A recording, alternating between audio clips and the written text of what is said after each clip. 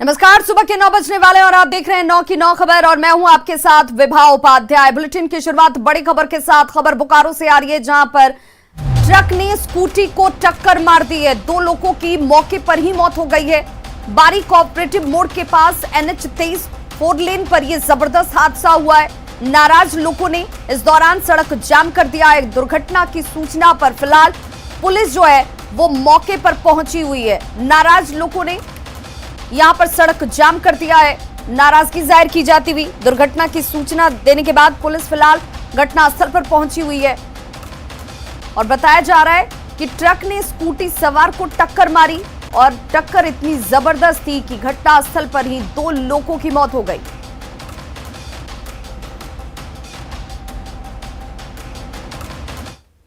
गोपालगंज सदर अस्पताल में उस वक्त अफरा तफरी मच गई जब अस्पताल के इमरजेंसी वार्ड में बिजली गुल हो गई। इमरजेंसी के वार्ड नंबर 2 और वार्ड नंबर 3 में कई घंटे तक बिजली देखिए नदारद रही और इसी हालात में, इसी अंधेरे में ही टॉर्च की रोशनी में मरीजों का इलाज किया गया। परिजन बेहद परेशान नजर आए। प्रबंधन ने बिजली ठीक करने की लगातार कोशिश भी इस दौरान की, लेकिन सफलता हाथ नहीं लगी। वहीं बिजली गुल होने की वजह से यहां जो इंतजामात थे उसकी पोल खुल गई। मोबाइल के टॉर्च की रोशनी में देखिए मरीजों का इलाज किया गया। लेकर आए हैं ऑपरेशन वाला मरीज में और लाइट कट हुआ है, 40 मिनट हो गए। क्या दिक्कत हो रहा है? गर्म से बहुत परेशान हो गया, गर्मी से। कितना आदमी ऐसा है जो लाइट नहीं दे रहा है। हम लोग मर जाएगा तो क्या होगा? क्या हुआ है पेशेंट को? मरीज का सीरियस तबियत खराब है। सदर अस्पताल के बारे में क्या दिक्कत हो रहा है लाइट नहीं रहने से? लाइट नहीं रहने से पेशेंट में बहुत झगड़ा है। कितना पेशेंट होंगे यहाँ वार्ड में? 20 पेशेंट। क्या नाम है आपका? खबर गुमला से, जहां पर लव जिहाद का मामला सामने आया है। डुमरी इलाके की महिला ने इसे लेकर SP से आवेदन देकर न्याय की गुहार लगाई। महिला का आरोप है कि 8 साल पहले प्रेम जाल में फंसाकर सद्दाम हुसैन ने पहले जबरदस्ती शारीरिक संबंध बनाए और फिर मांग में सिंदूर भरकर अपने घर ले गया, जहां उसने मुस्लिम रीति रिवाज से फिर निकाह की। शादी के बाद सद्दाम ने उसका नाम बदलकर आसमा बीबी रख दिया। इन 8 सालों में उसके 2 बच्चे भी हुए, लेकिन अब सद्दाम उसके साथ मारपीट कर रहा है। जान से मारने की धमकी दी जा रही है। सद्दाम हुसैन पुलिस विभाग में अनुकंपा पर पदस्थापित है। मेरा पति सद्दाम हुसैन, गांव जयरागी, थाना डुमरी। मैं उसके साथ 8 साल से साथ में रह रही हूँ। हम लोग अपना मन मर्जी से शादी किए थे। पहले अच्छा से रखेंगे बोल के हमसे लव किया, फिर बाद में हम जानने लगे कि उसका व्यवहार कैसा है करके हम अपना किनारे हो जा रहे थे तो बीच बाजार में हमको सिंदूर भर दिया और घर में घसीट कर लाया। फिर भी हम रात में भाग के गए थे। और अब बात विधानमंडल सत्र को लेकर जारी सियासत की। 26 जुलाई से बिहार विधानमंडल का मानसून सत्र शुरू हो रहा है और 30 जुलाई तक आयोजित मानसून सत्र के हंगामेदार होने के पूरे आसार हैं, क्योंकि विपक्ष ने यह साफ साफ कह दिया है कि वो मुद्दों पर सरकार को घेरने के लिए पूरी तरह से तैयार है। हंगामेदार होगा विधानमंडल का मानसून सत्र। मुद्दों पर सरकार को घेरने को तैयार विपक्ष। विधानमंडल के मानसून सत्र को लेकर विपक्ष तैयार है। सरकार को घेरने की पूरी रणनीति तैयार कर ली है। इस बार मानसून सत्र में लॉ एंड ऑर्डर, बाढ़, सुखाड़, कोरोना, टीकाकरण, जल जमाव, बजट सत्र के दौरान मारपीट, अफसरशाही जैसे मुद्दे हावी रहेंगे। विपक्ष का साफ साफ कहना है कि सरकार को हर मुद्दे पर जवाब देना होगा, नहीं तो हंगामा होगा। देखिए, सबसे बड़ा चीज है कि महिलाओं का सुरक्षा, बेरोजगारी, महंगाई और कोरोना काल में जो लूट हुआ है सरकारी तंत्र के द्वारा, उस पर हम लोग सरकार को घेरने का काम करेंगे। विधायकों को जो सुरक्षा नहीं मिला, विधायकों को उनका सम्मान वापस नहीं लौटा। 26 तारीख को ही कांग्रेस विधायक दल की बैठक भी बुलाई गई है।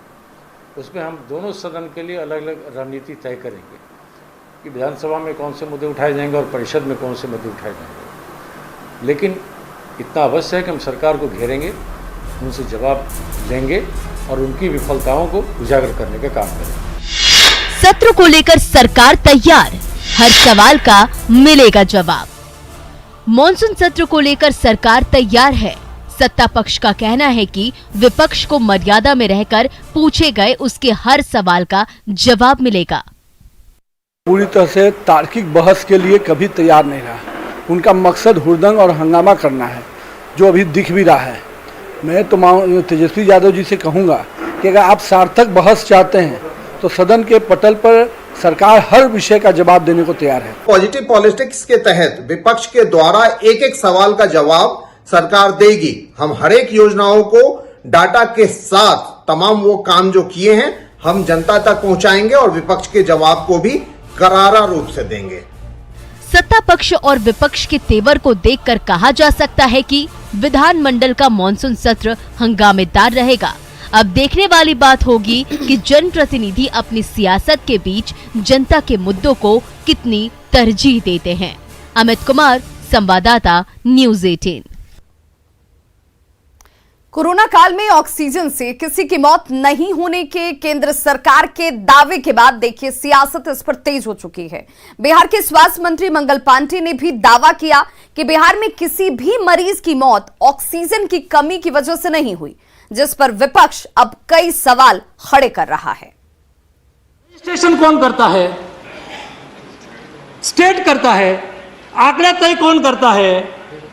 स्टेट करता है। उसको ही रजिस्ट्रेशन करना होता है, उसको डालना होता है। यहां तो किसी ने मना नहीं किया है। मोदी जी ने तो कहा कि कोई बैकलॉग है तो भी डाल दीजिए, क्यों छुपाए? और छुपाने का कारण भी क्यों है? उसके लिए कोई स्टेट से कम आंकड़ा आया तो कोई उसके लिए उसकी रिस्पॉन्सिबिलिटी फिक्स हो गई, ऐसा तो नहीं है। कोरोना काल में ऑक्सीजन से किसी की मौत नहीं होने के केंद्र सरकार के दावे के बाद अब बिहार सरकार ने भी दावा ठोक दिया है कि राज्य में किसी भी मरीज की मौत ऑक्सीजन की कमी की वजह से नहीं हुई। पूरे कोरोना काल में ऐसा कोई सरकारी या प्राइवेट अस्पताल नहीं है जहां ऑक्सीजन की घोर किल्लत हुई। वक्त रहते सरकार ने तैयारी पुख्ता कर दी।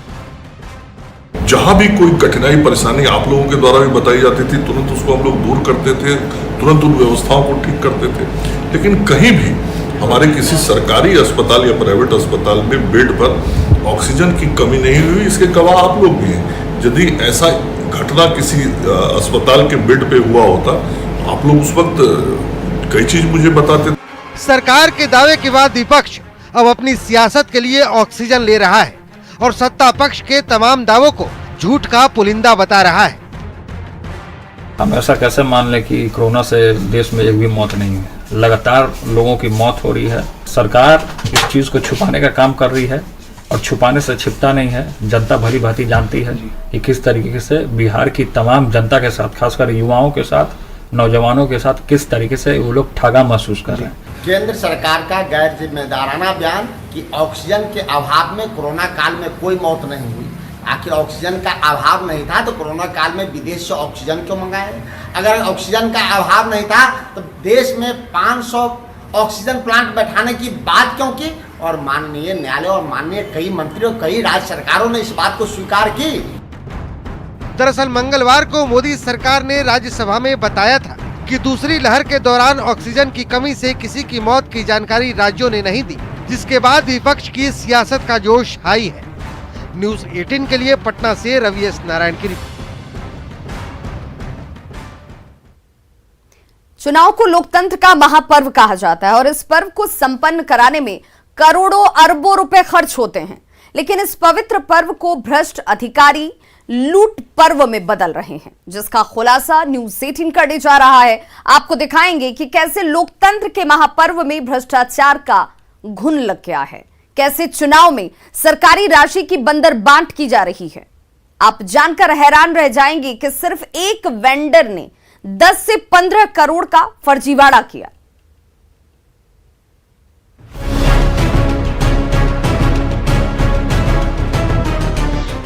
चुनावी खर्च के नाम पर करोड़ों की बंदरबांट, विधानसभा चुनाव में करोड़ों का फर्जीवाड़ा, फर्जी बिल देकर लगाया करोड़ों का चूना, अधिकारियों की मिलीभगत से लूट का खुलासा। न्यूज़ 18 के हाथ जो कागजात लगे हैं वो बताते हैं जो किस तरीके से फर्जी बिल जो है वो जमा किया गया और उसे निकालने का प्रयास किया गया। ये संयोग रहा जो जिला पदाधिकारी बदल गए और नए जिला पदाधिकारी ने इस मामले की जब जांच कराई तो सिर्फ एक वेंडर के जो बिल थे उसमें 70% गड़बड़ी पाई गई।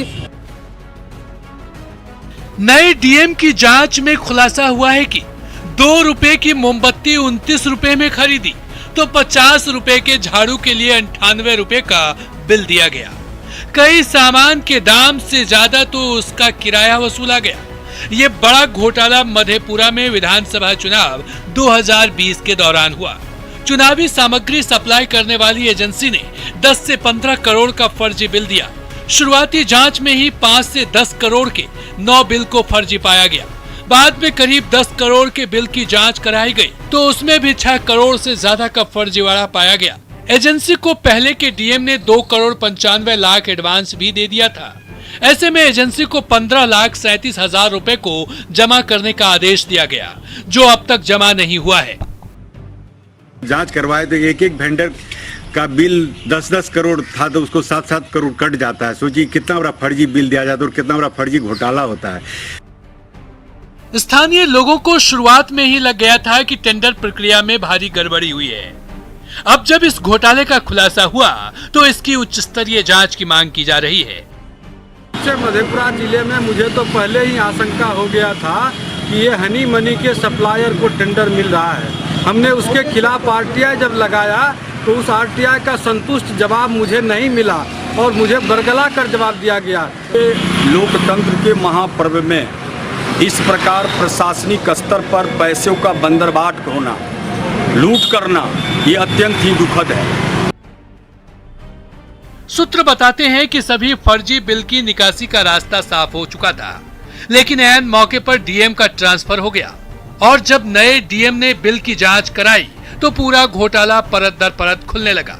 29 करोड़ का बिल 13 करोड़ हो गया। सिर्फ सहरसा जिले के विजय श्री प्रेस नामक वेंडर के 9 बिल पूरी तरह फर्जी पाए गए, जिसकी राशि 5 से 10 करोड़ की बताई जा रही है। बाकी बिल की भी जब जांच हुई तो उसमें भी सप्लाई किए गए सामान की मात्रा, संख्या और गुणवत्ता में भारी अंतर पाया गया, जो 7 करोड़ से अधिक का था। एडीएम की माने तो हर गलत बिल की राशि काटी गई है और जो उसमें से गलत विपत्र था या इन्फ्लेटेड विपत्र था उस राशि को क्रॉस करके काट करके वो बिल को शुद्ध किया गया और उसी के अनुरूप भुगतान किया गया।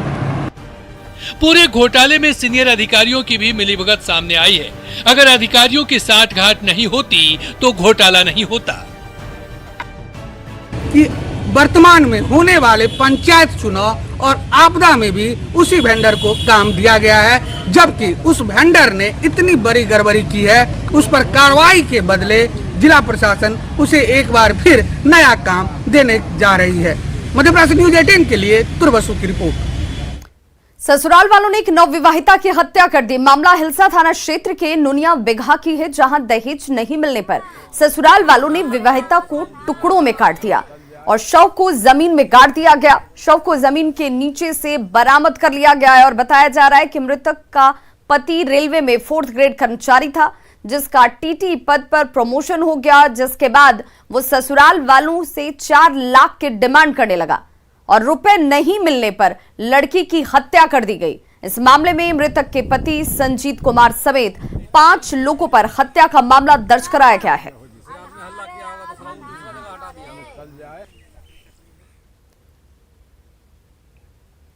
सहरसा में कोसी नदी के जलस्तर में लगातार वृद्धि हो रही है, जिससे किदली पंचायत के होरील टोला में लोगों की मुसीबतें बढ़ गई हैं। टोले के करीब 150 लोगों का घर पानी में समा चुका है। जहां पहले लोगों का घर हुआ करता था, आज कोसी की मुख्य धारा वहां से बहती नजर आ रही है। लोग किसी तरह अपने परिवार और मवेशियों को लेकर जान बचाने की जुगत में लगे हैं। बाढ़ पीड़ितों का कहना है कि उन्हें अब तक प्रशासन की तरफ से किसी तरह की कोई मदद नहीं मिली। आपदा की घड़ी में नौहट्टा प्रखंड के बीडीओ और सीओ का तबादला हो गया, लेकिन अब तक यहां पर नई पोस्टिंग नहीं की गई। ऐसे में उनकी सुनने वाला भी जिले में कोई नहीं है। अभी हम मौजूद हैं नौहट्टा प्रखंड के होरील टोला में। हम आपको दिखाना चाहेंगे। ये जो है कोसी नदी यहाँ से जो है बह रही है।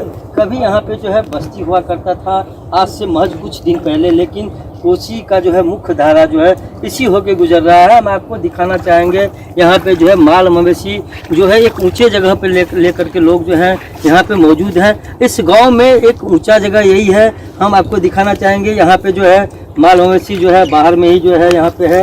और जहाँ तक सुविधा की बात है तो अब तक जो यहाँ पे कोई सुविधा नहीं है। स्थानीय लोग हैं, उनसे हम बात करना चाहेंगे। ये बताइए किस तरह की परेशानी हो रही है, कितने घर थे यहाँ पे? यहाँ सैकड़ों घर नदी में विलीन हो गया। ये बहुत बड़ी बस्ती हुआ करती थी। ये केदली पंचायत का होली टोला है और इन लोगों का मुख्य बिजनेस यही था, दूध खरीदना और बेचना। अपना मवेशी का दूध ये लोग बेचते थे, लेकिन माल मवेशी भी भूख से मर रहा है। आज तक कोई प्रशासनिक रूप से या प्रतिनिधि, जनप्रतिनिधि कोई इन लोगों का सुधि लेने के लिए नहीं आया है। जी बिल्कुल सुनिए, ये ग्रामीण थे। यहाँ पे जो है कोसी का कहर इस तरह है जो यहाँ पे चार और चारा जो है दोनों नदी में विलीन हो चुका है। और हम यहाँ पे कुछ लोग हैं मौजूद, उनसे भी हम बात करना चाहेंगे। आप देख सकते हैं किस तरह जो है एक ऊंचे जगह पे ये जो है बैठे हुए हैं। हम इनसे बात करना चाहिए। ये बताइए किस तरह की परेशानी हो रही है आप लोगों को? बाढ़ पीड़ित है, इसलिए परेशानी हम लोग हो रहा है। खाने पीने का कुछ नहीं मिला।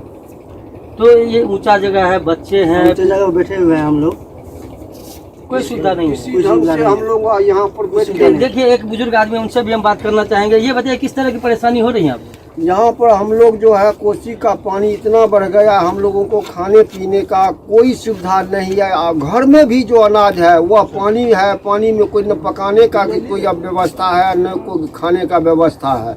और यहाँ पर हम लोग जो किसी ढंग से चौकी पर खड़ा होकर, नीचे में पानी बह रहा है और चौकी पर हम लोग बैठ करके अपना समय को बिता रहे हैं। माल मवेशी पानी में खड़ा है और सरकार की तरफ से और प्रखंड की तरफ से न बीडीओ है न सीओ है, कोई सब यहाँ से विस्थापित, यहाँ से सारा जो यहाँ से ट्रांसफर हो गया है। कोई सुविधा हम लोगों को खाने का भी नहीं। यहाँ पर हम लोग 4 रोज से भूखे हैं। जी आप सुने, ये स्थानीय लोग हैं जो बाढ़ पीड़ित हैं। उनका साफ तौर पे कहना है इस आपदा के घड़ी में जो है ना यहाँ पे वीडियो है और ना ही सीओ है। वो जो है सिर्फ यहाँ पे जो है राहत के इंतजार में है ये लोग, लेकिन इनकी सुधि लेने वाला जो है अब तक कोई नहीं है। कोई अब तक जो है यहाँ देखने तक नहीं आया है कि किस हालात में ये लोग यहाँ पे रह रहे हैं। न्यूज़ 18 के लिए सहरसा से कुमार अनुभव। और बड़ी खबर इस वक्त सामने आती हुई, जिसमें बिहार से दिल्ली जा रही बस दुर्घटनाग्रस्त हो गई है। यूपी के मैनपुरी के करहल के पास यह हादसा हुआ है। एक यात्री के हादसे में मौत हो गई है, जबकि 37 यात्री घायल बताए जा रहे हैं। सैफई मेडिकल यूनिवर्सिटी में इन सभी 37 जख्मी लोगों को भर्ती कराया गया है। 32 लोगों को हल्की चोटें आई हैं, खतरे से बाहर ये बताए जा रहे हैं। एक शख्स की जान चली गई है। तस्वीरें आपके सामने है। जबरदस्त यह हादसा हुआ जिसमें ये बस जो है बिहार से दिल्ली जा रही थी, दुर्घटनाग्रस्त हुई है। डिवाइडर से टकराने की वजह से यह हादसा हुआ है। से जा रहे थे दिल्ली आनंद विहार, और ये सुबह की घटना है। वो जाकर के वो डिवाइडर में, बीच रोड में जो डिवाइडर होती है रोड पे जी, उसमें पीछे बार जाकर के ठोक दिया ड्राइवर। कितने लोग थे बस में? वही 150 के करीब में लोग रहे होंगे। अच्छा, ये एक्सीडेंट हुआ है। बस पलट गई थी। बस बिहार से जा रही थी दिल्ली की तरफ, जिसमें लगभग 75 यात्री थे और जिसमें 37 यात्री यहाँ पे आए हैं जो घायल अवस्था में है, जिसमें 32 को माइनर इंजरीज है और 4-5 पेशेंट हैं जिन्हें कुछ सीरियस इंजरी है। तो उनका प्राथमिक उपचार शुरू हो गया है। कोरोना की तीसरी लहर से निपटने के लिए सरकार ने पूरी तैयारी कर ली है। 24 जुलाई को मुख्यमंत्री नीतीश कुमार 350 एम्बुलेंस को हरी झंडी दिखाएंगे, जो बिहार के सभी प्रखंडों में रवाना की जाएंगी। हर प्रखंड को एक एक एम्बुलेंस दी जाएगी। जानकारी दे रहे हैं न्यूज़ 18 संवाददाता रवि एस नारायण। कोरोना के तीसरे लहर को देखते हुए बिहार सरकार ने एक बड़ा निर्णय लिया है और आपको बता कि हर प्रखंड में एम्बुलेंस उपलब्ध हो, इसे लेकर के एक बड़ी तैयारी है। और 350 कह लें कि एम्बुलेंस जो है वो मंगाए गए हैं ताकि हर एक प्रखंडों में एक एम्बुलेंस जो है वो दिया जा सके। और तीसरी लहर को देखते हुए लोगों तक जो सुविधाएं हैं, सुदूर गांव में जो लोग रहते हैं वहां तक मेडिकल सुविधाएं उपलब्ध नहीं हो पाती, इसे लेकर के एक बड़ा निर्णय लिया गया है। और आपको बताएं कि मुख्यमंत्री ग्राम परिवहन योजना के तहत ये गाड़ियां जो हैं वो मंगाई गई हैं और यहाँ पे हर एक प्रखंड में एक एम्बुलेंस जो है वो देना है। पिछली बार दूसरी लहर में ये कमी महसूस की गई थी कि कई ग्रामीण इलाकों में यहाँ पे अच्छी व्यवस्था नहीं हो पाई थी। उसको देखते हुए इतना बड़े संख्या में जो है वो यहाँ पे मंगाया गया है। और इस अगर आपको बताएं कि इस एम्बुलेंस की अगर खासियत आपको बताएं तो ये जरा देखिए कि यहाँ पे स्ट्रेचर है और परिजनों के बैठने की जगह है। साथ में जो ऑक्सीजन सिलेंडर है वो भी यहाँ पे रखा जा सकता है। एक ढंग से कहें तो ये पूरी तरह से वेंटिलेटर का काम करेगा और साथ में ये एम्बुलेंस जो है वो चलेगा। जो विभाग ने जो तैयारी की है उसके मुताबिक जो डायल 104 है 104 उसके तहत सारी जो एम्बुलेंस है वो चलेगी। बिहार पहला ऐसा राज्य है जो निजी क्षेत्र के द्वारा इतने बड़े संख्या में एम्बुलेंस लाने वाला देश का पहला राज्य बना है। तो ये एक कह सकते हैं कि जो सुविधा है वो एक बड़ी सुविधा शुरू की गई है और इसकी जो हरी झंडी है वो 24 तारीख को मुख्यमंत्री नीतीश कुमार दिखाएंगे और उसके बाद ये सारे एम्बुलेंस अपने अपने प्रखंडों में जाएगी। तो एक ढंग से कहें तो तीसरी वेव को देखते हुए बिहार सरकार ने एक बड़ी तैयारी शुरू की है। कैमरा पर्सन मनीष जुनेजा के साथ Ravi S Narayan, news 18 Patna. Amazon Prime members के लिए बड़ी खुशखबरी, पाइए शॉपिंग का मजा छोटे व्यापारियों के ऑफर के साथ। देखिए उसकी एक झलक। Amazon फिर लेकर आया है प्राइम डे। पाइए शॉपिंग का मजा छोटे व्यापारियों के ऑफर्स के साथ। खरीदिए अद्भुत प्रोडक्ट्स Amazon सहेली, कारीगर, लॉन्च पैड और लोकल शॉप से, जो संवारेंगे आपको और आपके घर को और देंगे इन बिजनेसेस को एक नया मौका। साथ ही प्राइम मेंबर्स पाएंगे लाखों शानदार प्रोडक्ट्स पर ऑफर्स। खरीदिए छोटे व्यापारियों के प्रोडक्ट्स 24 जुलाई मिडनाइट तक और पाएं 10% का कैशबैक 150 रुपए तक अपने प्राइम डे की खरीदारी पर। इस प्राइम डे डिस्कवर जॉय 26 से 27 जुलाई तक। Join prime. खबरों का सिलसिला लगातार जारी, आप देखते रहिए न्यूज 18 बिहार झारखंड।